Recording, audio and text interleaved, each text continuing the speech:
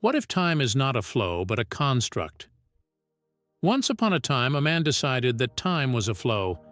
He saw a drop fall, a shadow move across a wall, a flame burn, and he said, "That's it. It is moving."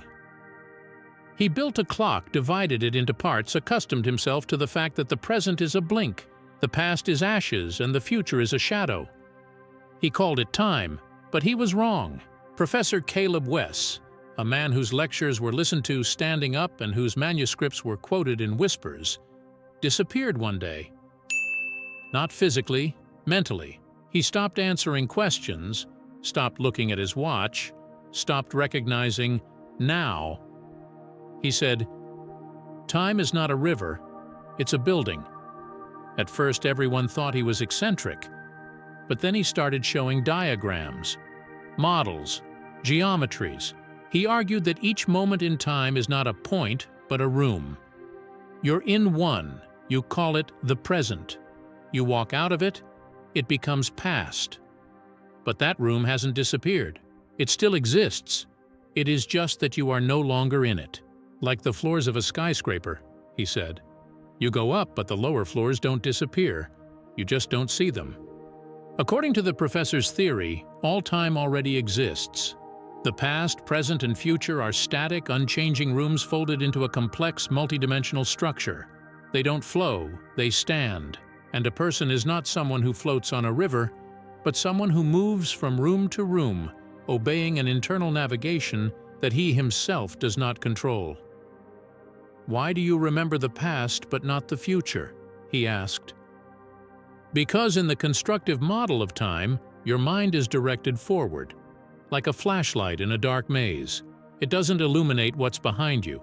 It can't see sideways, but that doesn't mean there aren't side rooms. One day, the professor disappeared.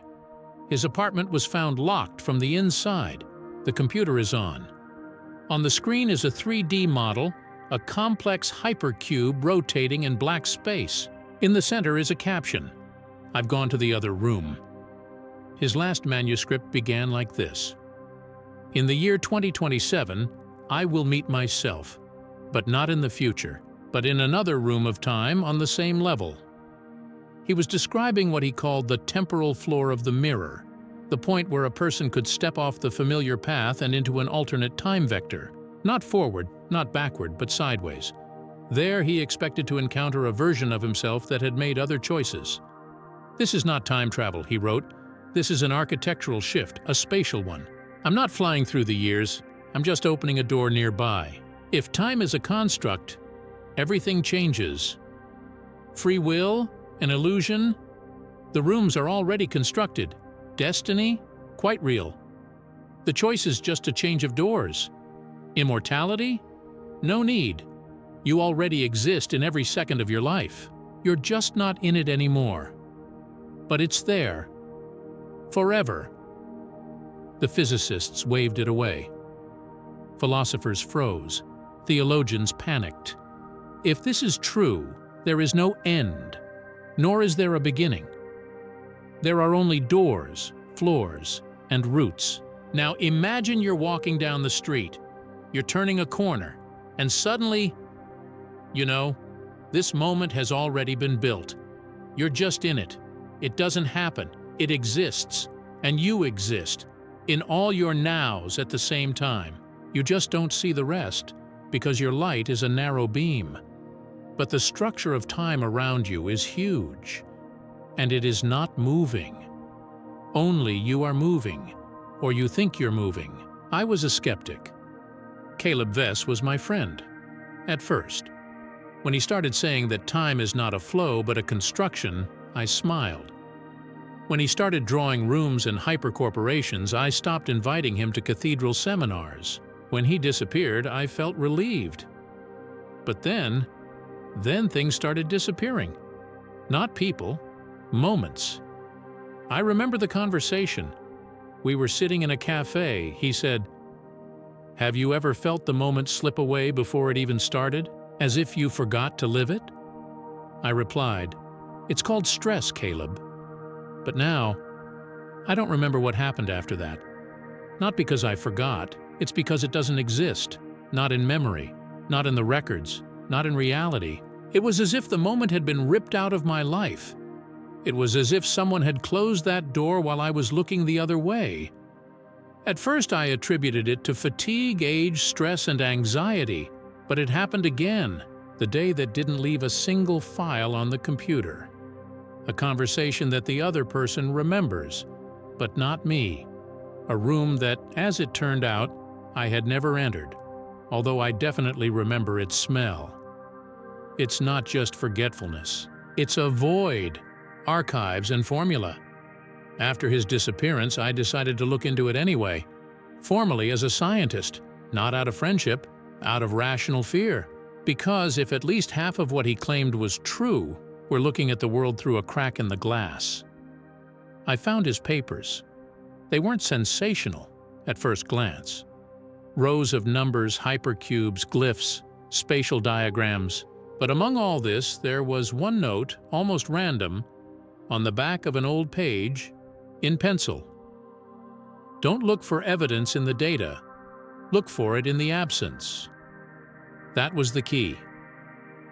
I began to look not for what is there, but for what is missing, in recordings, in audio files, in biometrics, and I saw patterns, blocks of time that are not reflected anywhere. No cameras, no entrances, no ripples. It was as if no one existed in the universe at that moment, even me. In these mute zones, I began to hear sounds that were not there. Footsteps in silence. Movement in the mirror when you are motionless. Electronic devices recorded noise that was not recorded by the ear. Frequencies on the verge of perception.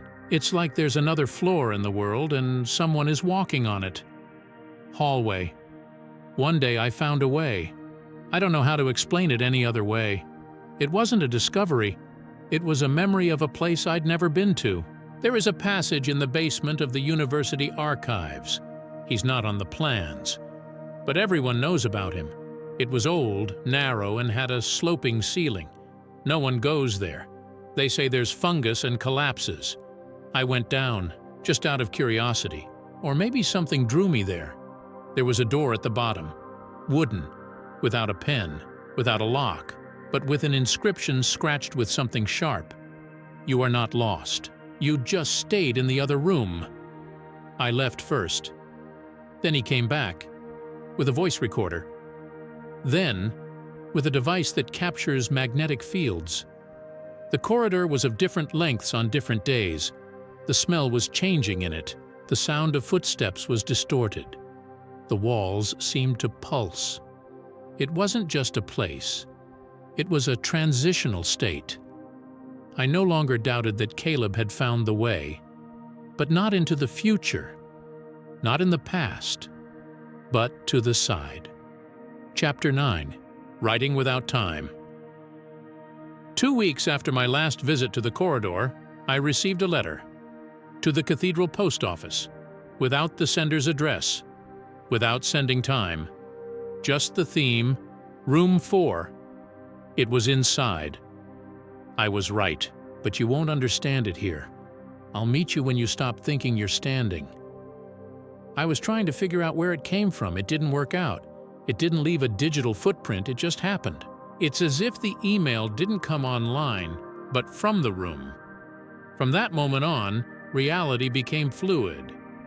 The hands of the clock began to twitch.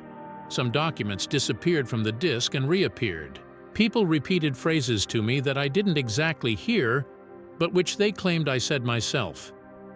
I began to get lost in time, but not chronologically, but spatially. It's as if everything that exists is not a ribbon, but a building in which I just started opening other doors. Room 312. I woke up in an apartment I didn't recognize. The furniture is mine. The photos are mine. But they were a little different. I was standing with a beard that I didn't wear, with a woman he didn't know. In the background is a city I've never been to. There was a phone on the table. It has an alarm clock with the name Room 312 inches and the time 4:12. Not a sound, no vibration, just an inscription. When I clicked on the screen, An entry appeared. Second attempt. Don't be afraid. The layer is nearby. The entry point is still open. Since then, I've started to notice that life around me has shifted a bit. The signs on the streets are a little off. The faces of passers-by seem familiar but not recognizable. The weather always seems to be out of season. I began to doubt that I was in the original branch. Maybe I took a step too. Or I was stepped on. Maybe Caleb didn't leave alone. Maybe he just opened the door, and the rest is out of our hands, if he wasn't alone. Now, I'm not thinking about where he is. I'm wondering how many there are. How many of us? How many versions? How many eyes who went down the wrong stairs, down the wrong hallway on the wrong day? Maybe every forgotten thought is you, left in another room. The world is not a stream, and not a cycle. He is a structure. And if it's true, then there's no real one.